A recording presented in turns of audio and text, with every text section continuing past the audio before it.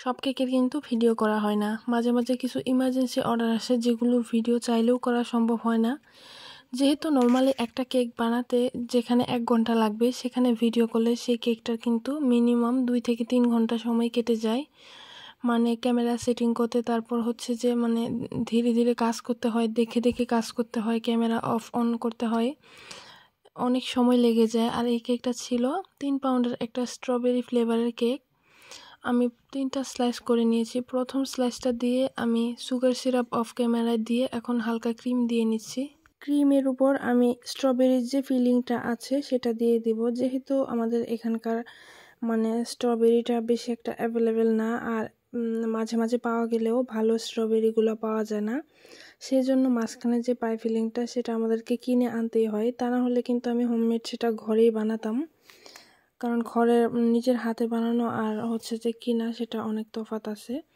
তো এরপর আমি মাঝখানে যে লেয়ারটা সেটা দিয়ে নিয়েছি, সেটা দিয়ে মাঝখানে আমি অফ ক্যামেরায় সুগার সিরাপ দিয়ে নিয়েছি। এর উপর আমি ক্রিমটা দিয়ে এখন আবারও যে স্ট্রবেরির পাই ফিলিংটা আছে সেটা দিয়ে নিয়েছি। এরপর আরেকটা লেয়ার দিয়ে তারপর আমি আবার সুগার সিরাপ দিয়ে ক্রিম দিয়ে সেমভাবেই আমি আবার সেটার মধ্যেও পাই ফিলিংটা দিয়ে নিয়েছি। আর এখানে 4টা স্লাইস করেছিলাম, আসলে আমার মনে ছিল না, আমি বলেছিলাম যে 3টা স্লাইস করেছি।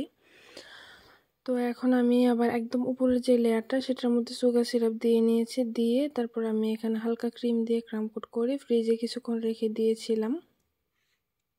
আর ফ্রিজ থেকে বের করে এখন আমি যে ফাইনাল ফিনিশিং সেটা আসলে করে নিব। তো এখানে হোয়াইট কালার ক্রিম নিয়েছি, নিয়ে পাইপিং ব্যাগের সাহায্যে পুরোটা কেকের মধ্যে দিয়ে নিয়েছি। যারা নতুন কেকের কাজ করবেন তারা কিন্তু সবসময় চেষ্টা করবেন পাইপিং ব্যাগের মধ্যে যে ক্রিমটা আছে সেটা ভরে মানে অল্প করে কেটে তাহলে দেওয়ার জন্য মানে কেকের মধ্যে, তাহলে দেখবেন ফিনিশিংটা খুব সহজে আপনারা করতে পারবেন। এরপর আমি আসলে ক্যামেরাটা অন করতেই ভুলে গেছিলাম স্পাইরাল ডিজাইনটা কিভাবে এনেছি। এটা আসলে যে একটা প্যালেট নাইফের সেট আছে 4টা, আরেকদিন সময় পেলে আমি অবশ্যই দেখাবো। তো ওই সেটটার মধ্যে যে একটা ছোট প্যালেট নাইফ থাকে সেটা দিয়ে তারপর আমি এটা করে নিয়েছিলাম। আর পরে আমি গোল্ডেন যে লিপগুলো সেগুলো বসিয়ে দিলাম, আর মাঝখানে ডলটা বসিয়ে দিয়েছি।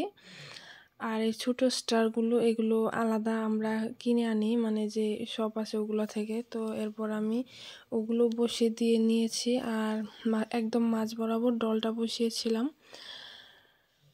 তারপরে এই তো কেকের কাজ প্রায় শেষ, কিছু সুগার বল দিয়ে নিয়েছি। আর কেকটা কেমন হয়েছে কেউ কিন্তু অবশ্যই জানাতে ভুলবেন না।